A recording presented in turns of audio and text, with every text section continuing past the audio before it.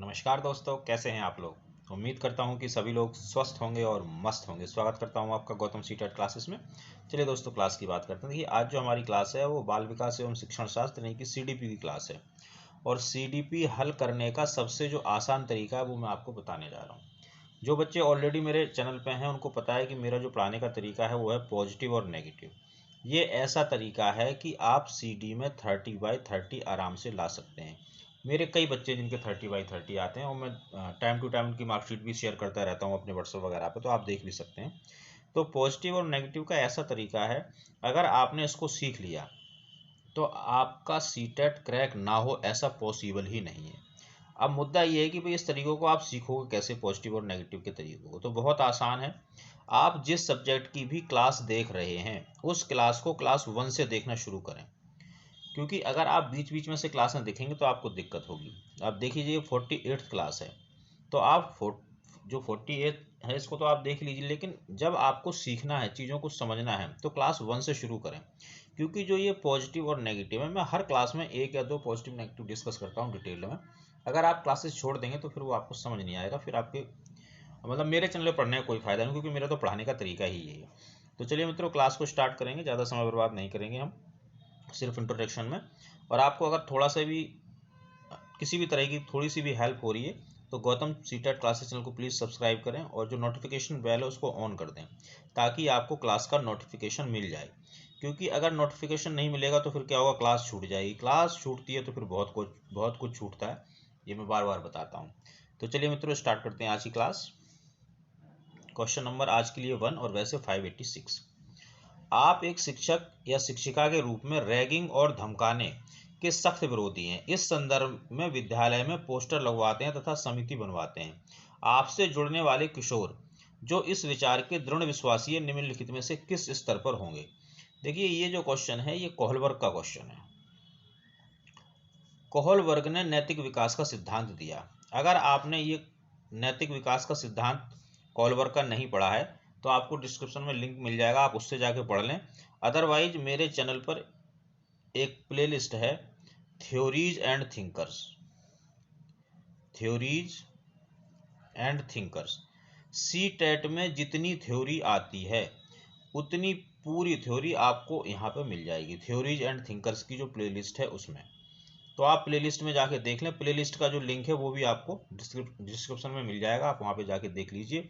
अगर आपने ये पढ़ लिया थ्योरीज एंड थिंकर्स, और एक प्लेलिस्ट और है गौतम स्ट्रीक, अगर आपने ये दो प्लेलिस्ट पढ़ ली तो आप समझ लीजिए कि आपको सीटेट की थ्योरी के लिए इधर उधर नहीं भटकना पड़ेगा, आपकी पूरी थ्योरी कंप्लीट हो गई। दोनों का ही जो लिंक है वो डिस्क्रिप्शन बॉक्स में मिल जाएगा। चलिए, कोहलबर्ग ने नैतिक विकास का सिद्धांत दिया। तो कोहलबर्ग ने नैतिक सिद्धांत में जो स्तर दिए थे वो 3 थे, और जो अवस्थाएं थी वो 6 थी। तो वो ये कह रहा है कि वो वाली अवस्था बताओ जिसमें रैगिंग और धमकाने के सख्त विरोधी हैं। इस संदर्भ में विद्यालय में पोस्टर लगवाते हैं तथा समिति बनवाते हैं। यानी कि सोसाइटी के अंदर जो गलत नियम हैं उनको आप बदलवाना चाहते हैं। तो ये कहाँ पे बात करते हैं, ये हम बात करते हैं 5th स्टेज पे। अब ये 5th स्टेज कौन सी है, इसके लिए आपको कोहलबर्ग पढ़ना पड़ेगा, तो कोहलबर्ग में जाइए। और जो 5th स्टेज है ये आपकी आती है उत्तर पारंपरिक अवस्था में। आंसर होगा सी। इसके लिए आपको कोहलबर्ग पढ़ना पड़ेगा। आप मेरे चैनल पर पढ़ सकते हैं, बहुत आसान तरीके से और ट्रिक के माध्यम से मैंने समझाया है, आप उस वीडियो को जाके देख सकते हैं। प्रगतिशील शिक्षा निम्नलिखित में से किस कथन से संबंधित है।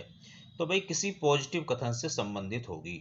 प्रश्न को इस तरह से पढ़ने की हैबिट बनाइए कि वो नेगेटिव पूछ रहा है और या पॉजिटिव पूछ रहा है। जैसे ही आपको मिल जाए नेगेटिव या पॉजिटिव पूछ रहा है, बस आप नेगेटिव या पॉजिटिव वर्ड्स ढूंढिए और आपको आंसर मिल जाएगा। चलिए स्टार्ट करते हैं। शिक्षक सूचना और प्राधिकार के प्रवर्तक हैं। ऐसा कोई सेंटेंस जिसमें टीचर को जरूरत से ज़्यादा वैल्यू दी जा रही हो, जिसमें टीचर सेंटर्ड हो गया है ऑप्शन, वो नेगेटिव होता है। ज्ञान प्रत्यक्ष अनुभव और सहयोग से उत्पन्न होता है, अनुभव पॉजिटिव वर्ड है। अधिगम तथ्यों के एकत्रीकरण और कौशल में प्रवीणता के साथ सीधे मार्ग पर चलता है, प्रवीणता एक्सपर्टिज्म नेगेटिव होती है। परीक्षा मानदंड संदर्भित और बाह्य है, परीक्षा मानदंड बाह्य, ये तीनों नेगेटिव है। क्या पूछ रहा था, पॉजिटिव, पॉजिटिव मिला अनुभव, आंसर कर दो। तो ये फायदा है पॉजिटिव नेगेटिव का, आपको जरा सी देर में आंसर मिल जाएगा। अब देखो मैं आपको समझा रहा था इसलिए इतना टाइम लगा, अदरवाइज आप क्वेश्चन पढ़ेंगे आपको पता चल जाएगा पॉजिटिव पूछ रहा। अब देखिए, टीचर सेंटर्ड नेगेटिव, अनुभव पॉजिटिव, प्रवीणता नेगेटिव, परीक्षा मानदंड बाह्य नेगेटिव, आंसर। ज़्यादा से ज़्यादा 10 सेकंड लगते हैं क्वेश्चन को सॉल्व करने में, और बड़े आराम से सीटी में आपके 28-29 आ सकते हैं। 30 भी आ जाए तो कोई बहुत बड़ी बात नहीं है, मेरे बहुत बच्चों के आते हैं। बहुबुद्धि के सिद्धांत के संदर्भ में एयरफोर्स पायलट बनने के लिए निम्नलिखित में से कौन सी बुद्धि आवश्यकता है, कौन सी बुद्धि की आवश्यकता है? तो देखिए ये जो क्वेश्चन है ये हार्वर्ड गार्डनर का क्वेश्चन है। हार्वर्ड गार्डनर ने बहुबुद्धि का सिद्धांत दिया, उन्होंने उसमें 8 बुद्धियों की बात की। अगर आपको हार्वर्ड की 8 बुद्धि याद करनी है तो मैं आपको एक जुगाड़ बता देता हूं। MANISI,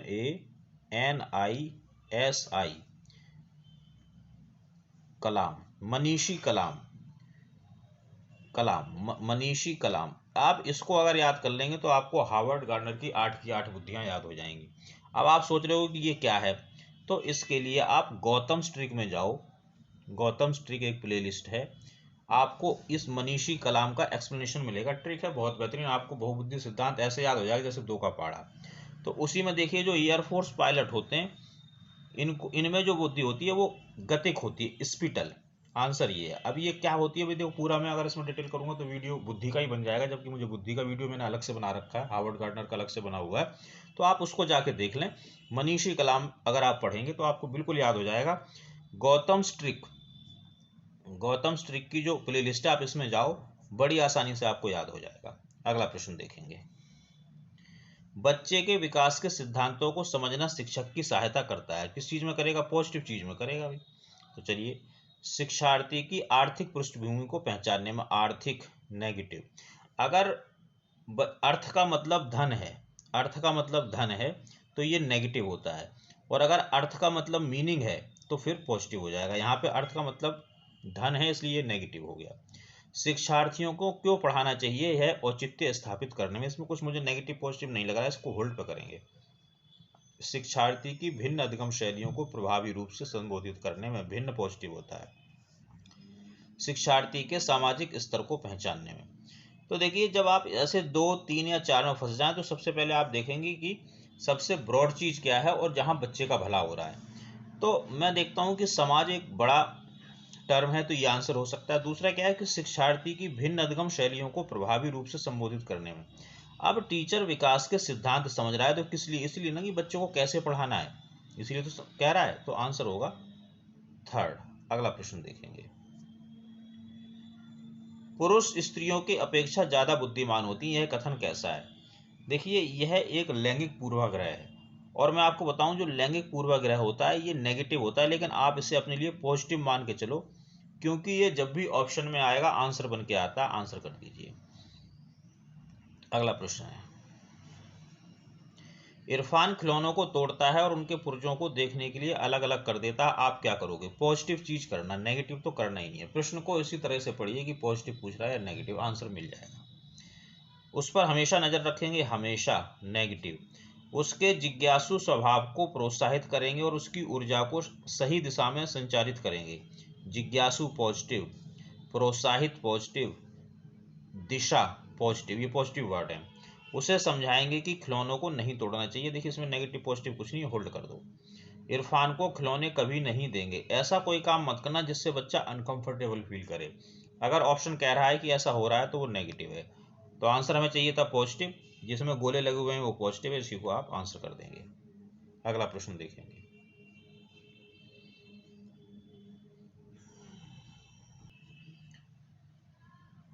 बुद्धि के स्पीयरमैन परिभाषा में जी क्या है? जी क्या बोलते हैं? देखिए स्पीयरमैन जो था, स्पीयरमैन ने बुद्धि के 2 सिद्धांत दिए, द्विकारक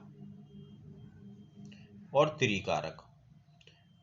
इसको अगर आपको और डिटेल में समझना है तो बुद्धि के सिद्धांत की मैंने एक ट्रिक बनाई हुई है।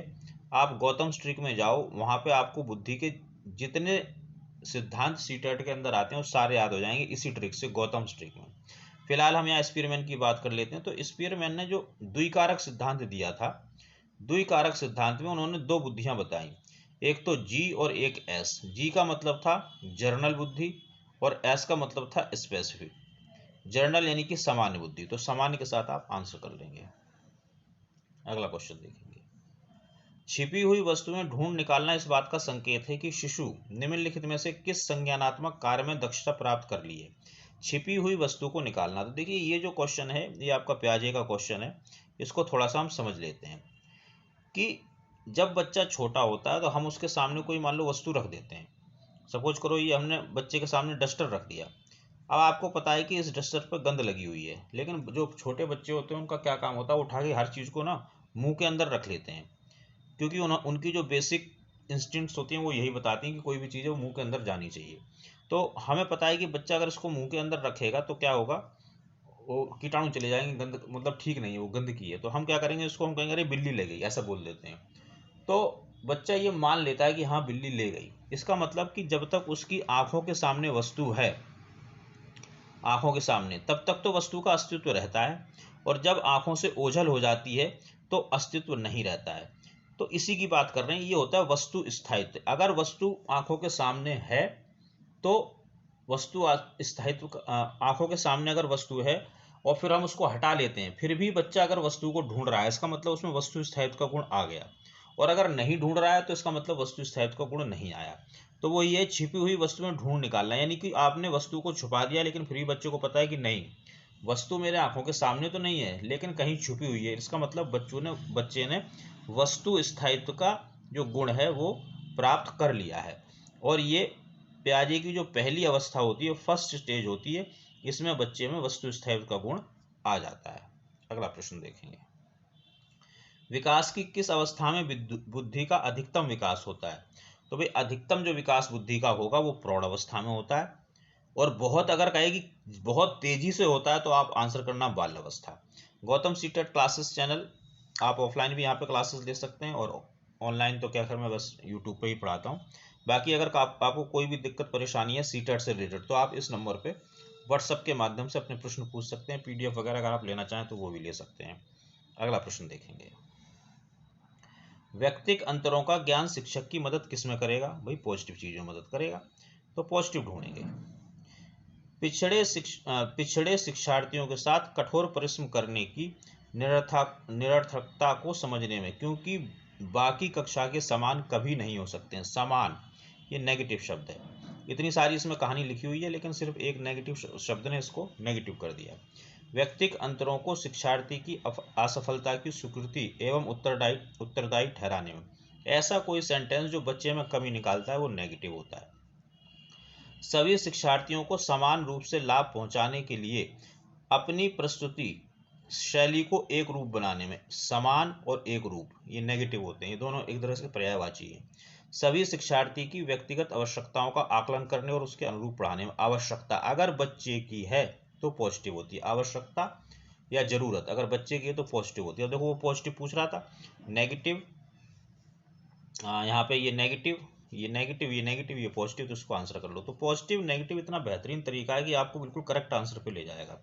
पॉजिटिव नेगेटिव में एक्सपर्ट होने का सबसे आसान तरीका बता देता हूँ। मेरे पास जो पीडीएफ है सीटेट की दोनों पेपरों की, उसमें लगभग 3500 प्रश्न हैं इसी तरह के, जिन पे आप पॉजिटिव और नेगेटिव की प्रैक्टिस कर सकते हो। जब आप एक ही मेथड की 3500 बार प्रैक्टिस कर लोगे तो आप परफेक्ट हो जाओगे। जब परफेक्ट हो जाओगे तो सीटेट क्रैक करने से आपको कोई नहीं रोक सकता।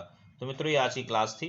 अगर आपको क्लास पसंद आती है, चैनल पसंद आता है तो चैनल को सब्सक्राइब करें, लाइक जरूर करें वीडियो को, कमेंट करके बताएं अगर आपकी कोई नीड है किसी भी तरह की, आप कुछ और चाहते हैं तो मैं उस पर भी काम करूँगा। शेयर करते रहिए ताकि और बच्चों का भी भला हो। बाकी कोई भी दिक्कत तो आप इस नंबर पर व्हाट्सएप के माध्यम से मुझसे जुड़ सकते हैं। तो मित्रों मिलेंगे अगली क्लास में, तब तक आप सभी लोग स्वस्थ रहें और मस्त रहें।